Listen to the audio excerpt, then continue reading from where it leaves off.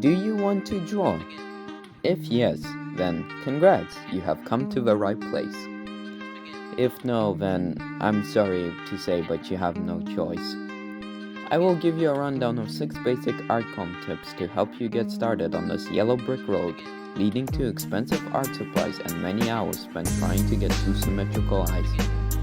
Just kidding, these techniques can be done with color pencils and paper. Anyway, here's the rundown. Focal points are what your audience sees first when they look at your painting. You can use this to guide the eyes of your viewers by utilizing the following techniques. So first up in focal points we got shapes. Pretty simple stuff. When you see a square among circles, your brain goes, oh, and notices that immediately. This works with any shapes that stand out from the rest.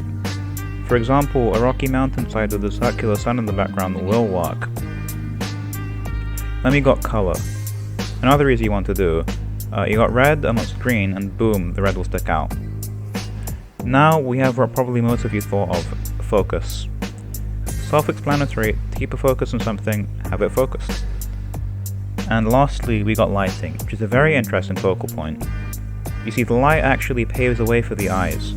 First you notice the window, then your eyes are moved to the altar in the middle as that's where the light travels through. Then the globe, the star, and the constellation thingy on the left. At first glance, I wouldn't suspect you noticed the big pillar on the right, although it is the biggest object there. Perspectives. This is how your picture will look like, as this is the way you draw it.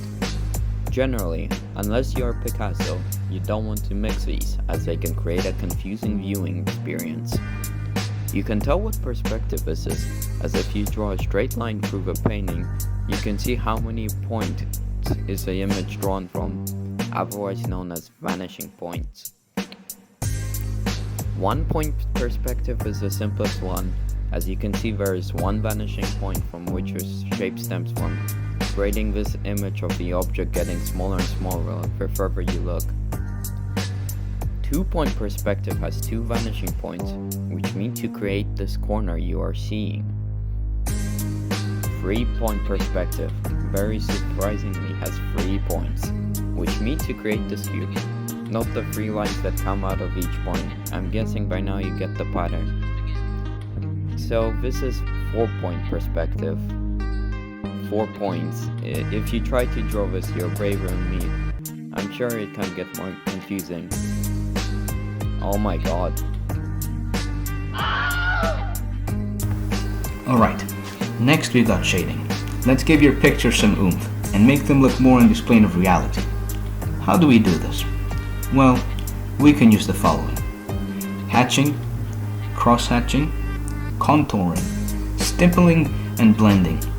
You can create your own shading technique if you wish. Just remember the rule of thumb that a more shaded part of the object is usually darker and or has more concentrated lines. Alright now, you got these shapes. However, they are too shapy. Unless you are doing abstract, I suggest we try bending them a little. Here is an exercise. Draw a shape. Well done. Now, pick a point where you're going to apply pressure. Think about how it's going to squish or stretch the shape. A nice exercise is the bouncing rule, where you alter the circle shape to show speed in your drawing. Now, this is mostly for animators of course, but hey, we can steal it. Okay, now you got all the shapes ready, shading applied, perspective done, and a focus point selected. If you do this, you will turn out with a very monochrome picture, which is fine by itself. However, let's spice it up a little with color theory. Alright, so we got our primary colors, red, yellow, and blue. By mixing them, we get a massive assortment of colors we can use, represented handily on the color wheel. Now, I'm not here to talk why this works, as I'm not that smart. However, I will tell you how we can use this wheel to our advantage. So first we got our analogs. If you pick a color on the 12 color wheel, the color on its left and right will look nice with it. You can use this for highlighting and creating moods. Complementary colors are very contrasting, as shown by them being on opposite sides of a wheel. This can be used to create objects that stick out from others. Just like complementary, triadic colors are evenly spaced out to create a contrast. Use this to make vibrant pictures. You can do the same thing with square, but to me it just seems like too much contrast, but you do you. If you are really epic and have mastered the previous color theory harmonies, you can use the tetradic one.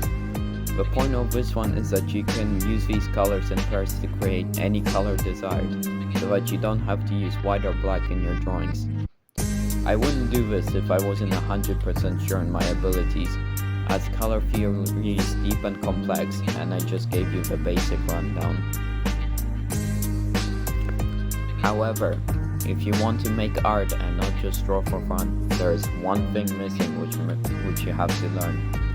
A term you have seen many times in this video before, and that's concept. You see, before you make art, you should put some thought into what you're doing.